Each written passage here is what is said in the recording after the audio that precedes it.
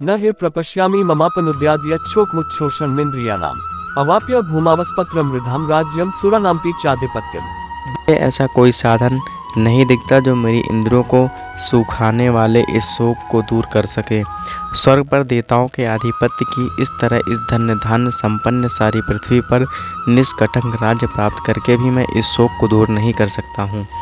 यद्यपि अर्जुन धर्म तथा सदाचार के नियमों पर आधारित अनेक तर्क प्रस्तुत करता है, किंतु ऐसा प्रतीत होता है कि वह अपने गुरु श्री कृष्ण की सहायता के बिना अपनी असली समस्या को हल नहीं कर पा रहा है। वह समझ गया था कि उसका तथाकथित ज्ञान उसकी उन समस्याओं को दूर करने में व्यर्थ है जो उसके सारे शरीर को सुखा दे रही थी। उसे इन उलझनों को भगवान कृष्ण जैसा आध्यात्मिक गुरु की सहायता के बिना हल कर पाना असंभव लग रहा था। शैक्षणिक ज्ञान, उच्च पाद, ये सब जीवन की समस्याओं का हल करने में व्यर्थ हैं। यदि कोई इसमें सहायता कर सकता है तो वह है एकमात्र गुरु। अतः निष्कर्ष यह निकला कि गुरु जो 100% कृष्ण भावना भावित होता है वही एकमात्र प्रामाणिक गुरु है और वही जीवन की समस्याओं को हल कर सकता है। भगवान चैतन्य ने कहा है कि जो कृष्ण भावनामृत के विज्ञान में दक्ष हो, कृष्ण तत्ववेत्ता हो, चाहे वह जिस किसी प्रकार की जाति का हो, वही वास्तविक गुरु होता है। कोई व्यक्ति चाहे वह प्रिय हो, निम्न जाति में जन्मा शूद्र हो या फिर सन्यासी हो, यदि वह कृष्ण के विज्ञान में दक्ष है तो वह यथार्थ प्रामाणिक गुरु है। अतः कृष्ण तत्ववेत्ता हुए बिना कोई भी प्रामाणिक गुरु नहीं हो सकता। वैदिक साहित्य में भी कहा गया है कि विद्वान ब्राह्मण भले ही वह संपूर्ण वैदिक ज्ञान में परंपरागत क्यों न हो, यदि वह वैष्णव नहीं है या कृष्ण भावनामृत में दक्ष नहीं है तो गुरु बनने का पात्र नहीं है। किंतु यदि कोई शूद्र, यदि वह वैष्णव या कृष्ण भक्त है तो गुरु बन सकता है। संसार की समस्याओं, जन्म, जरा, व्याधि तथा मृत्यु की निवृत्ति धन संचय तथा आर्थिक विकास से संभव नहीं है। विश्व के विभिन्न भागों में ऐसे राज्य हैं जो जीवन की सारी सुविधाओं से तथा संपत्ति एवं आर्थिक विकास से पूरित हैं, किंतु फिर भी उनके सांसारिक जीवन की समस्याएं ज्यों की त्यों बनी हुई हैं। वे विभिन्न साधनों की शांति खोजते हैं, किंतु वास्तविक सुख उन्हें तभी मिल पाता है जब वे कृष्ण भावनामृत से युक्त कृष्ण के प्रामाणिक प्रतिनिधि के माध्यम से कृष्ण तथा कृष्ण तत्व पूरक भगवद गीता या भागवत के परामर्श को ग्रहण कर लेते हैं। यदि आर्थिक विकास तथा भौतिक सुख किसी के पारिवारिक, सामाजिक, राष्ट्र या अंतर्राष्ट्रीय व्यवस्था से उत्पन्न हुए शोकों को दूर कर पाते तो अर्जुन यह न कहता कि पृथ्वी का आप्रेतम राज्य या स्वर्गलोक में देवताओं की सर्वोच्चता भी उससे कोसों शोकों को दूर नहीं कर सकती। इसीलिए उसने कृष्ण भावनामृत का ही आश्रय ग्रहण किया और आसन ग्रहण किया। यही शांति तथा समरसता का उचित मार्ग है। आर्थिक विकास या विश्व की आधिपत्य प्राकृतिक प्रलय द्वारा किसी भी क्षण समाप्त हो सकता है। यहाँ तक कि चंद्रलोक जैसे उच्च लोक की यात्रा भी, जिनके लिए मनुष्य प्रयत्नशील है, एक झटके में समाप्त हो सकती है। भागवत गीता इसकी पुष्टि करता है कि क्षीणे पुण्य मर्त लोकम विशांति। जब पुण्य कर्मों के फल समाप्त हो जाते हैं तो मनुष्य सुख के शिखर से जीवन के निम्नतम स्तर पर गिर जाता है। इस तरह से विश्व के अनेक राजनीतिज्ञों का पतन हुआ है। ऐसा अंत पतन शोक का कारण बनता है।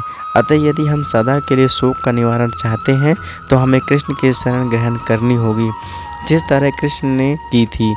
अर्जुन ने कृष्ण से प्रार्थना की कि वे उसकी समस्याओं का निश्चित समाधान कर दें और यही कृष्ण भावनामृत की विधि है।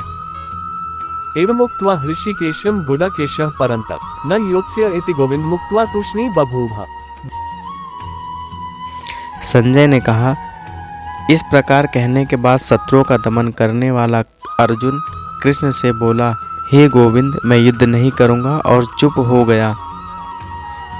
धृतराष्ट्र को यह जानकर परम प्रसन्नता हुई होगी कि अर्जुन युद्ध न करके युद्धभूमि छोड़कर भिक्षाटन करने जा रहा है, किंतु संजय ने उसे पुनः यह कहकर निराश कर दिया कि अर्जुन अपने शत्रुओं को मारने में सक्षम है। यद्यपि कुछ समय के लिए अर्जुन अपने पारिवारिक स्नेह के प्रति मिथ्या शोक से अभिभूत था, किंतु उसने शिष्य रूप में अपने गुरु श्री कृष्ण की शरण ग्रहण कर ली। इससे सूचित होता है कि शीघ्र ही वह इस शोक से निवृत्त हो जाएगा और आत्म साक्षात्कार या कृष्ण भावनामृत से पूर्ण ज्ञान से प्रकाशित होकर पुनः युद्ध करेगा। इस तरह धृतराष्ट्र का हर्ष भंग हो गया। तमुवाच ऋषिकेशः प्रहसने भारत सेनयोरुभयो मध्ये विषीदन्तमिदं वचः। हे भरतवंशी, उस समय दोनों सेनाओं के मध्य शोकमग्न अर्जुन से कृष्ण ने मानो हंसते हुए ये शब्द कहे। दो घनिष्ठ मित्रों अर्थात ऋषिकेश तथा गुड़ाकेश के मध्य वार्ता चल रही थी। मित्र के रूप में दोनों का पद समान था, किंतु इनमें से एक स्वेच्छा से दूसरे का शिष्य बन गया। कृष्ण हंस रहे थे क्योंकि उनका मित्र अब उनका शिष्य बन गया था।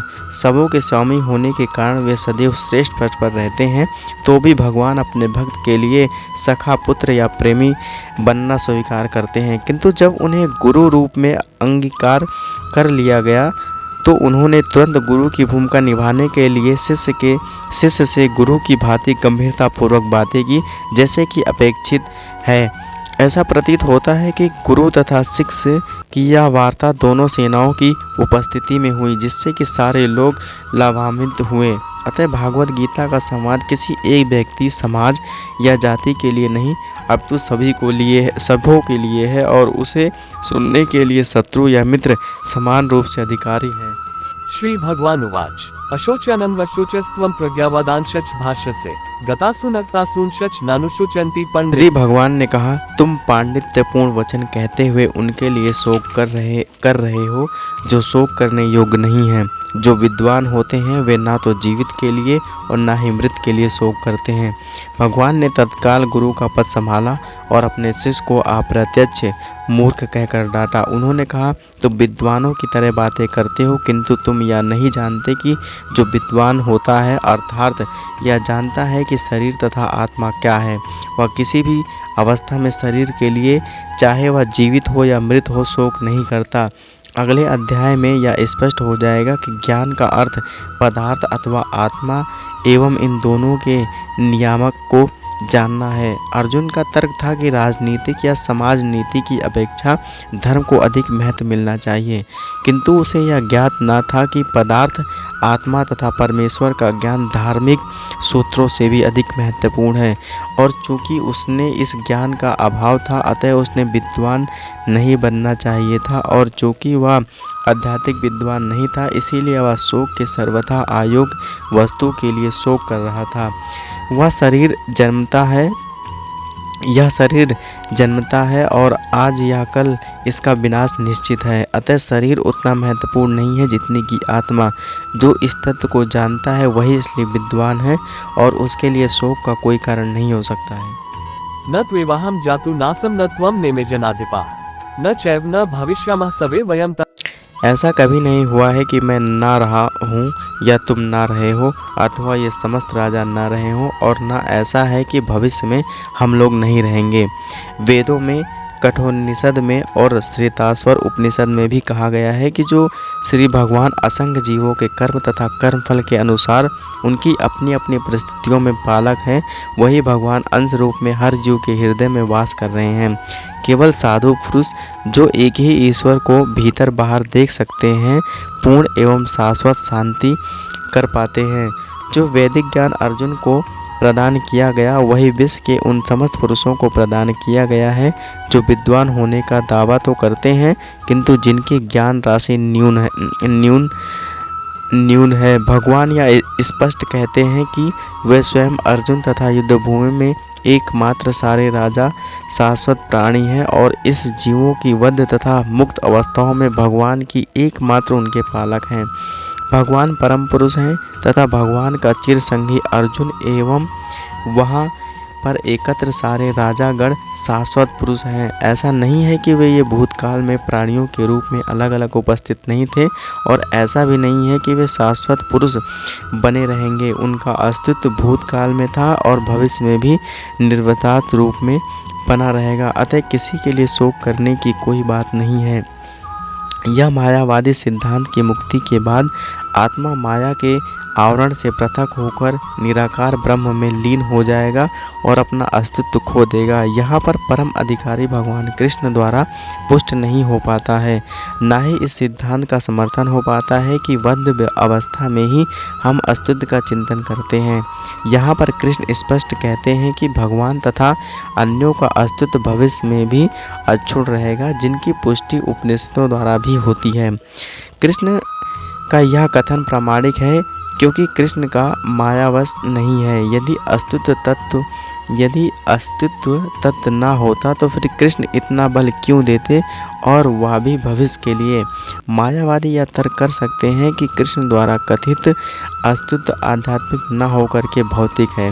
यदि हम इस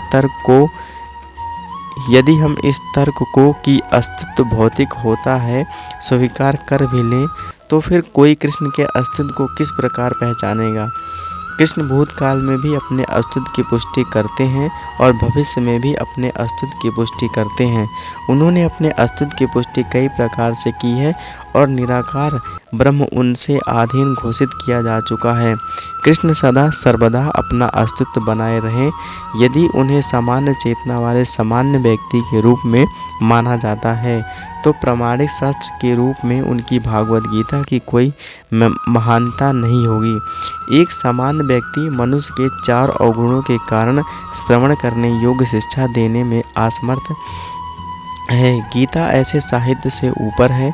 कोई भी संसारिक ग्रंथ गीता की तुलना नहीं कर सकता। श्री कृष्ण को सामान्य व्यक्ति मान लेने पर गीता की सारी महानता जाती है। मायावादियों का तर्क है कि इस श्लोक में वर्णित द्वैत लौकिक है और शरीर के लिए प्रस्तुत हुआ है, किंतु इससे पहले वाले श्लोक में ऐसे देहात्म बुद्धि की निंदा की गई है। एक बार जीवों की देहात्म बुद्धि की निंदा करने के बाद यह कैसे संभव है कि कृष्ण पुनः शरीर पर उसी वक्तव्य को दोहराते। अतः यह अस्तित्व आध्यात्मिक आधार पर स्थापित है और इसकी पुष्टि राम अनुजाचार्य तथा अन्य आचार्यों ने भी की है।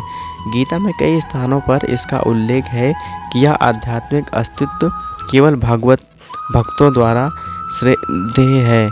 जो लोग भगवान श्री कृष्ण का विरोध करते हैं उनकी इस महान साहित्य तक पहुँचा नहीं हो पाती। अभक्तों द्वारा गीता के उपदेश को समझने का प्रमुख मधुमक्खी द्वारा मधुपात्र चाटने के सादृश है। पात्र को खोले बिना मधु को नहीं चखा जा सकता। इसी प्रकार भगवद गीता के रहस्यवाद को केवल भक्त ही समझ पाते हैं, अन्य कोई नहीं। जैसा कि इसके 4th अध्याय में कहा गया है, ना ही गीता का स्पर्श ऐसे लोग कर पाते हैं जो भगवान के अस्तित्व का विरोध करते हैं। अतः मायावादियों द्वारा गीता की व्याख्या मानव समग्र सत्य का सरासर भ्रमण निरूपण है। भगवान चैतन्य ने मायावादियों द्वारा की गई गीता की व्याख्या को पढ़ने का निषेध किया है और चेतावनी दी है कि जो कोई ऐसे मायावादी दर्शन को ग्रहण करता है वह भागवत गीता के वास्तविक रहस्य को समझ पाने में असमर्थ रहता है। यदि अस्तित्व का अभिप्राय अनुभागाम ब्राह्मण से है तो भगवान द्वारा उपदेश देने की कोई आवश्यकता नहीं थी। आत्मा तथा परमात्मा का द्वैत शाश्वत तत्व है और इसकी पुष्टि वेद द्वारा होती है, जैसा कि ऊपर कहा जा चुका है।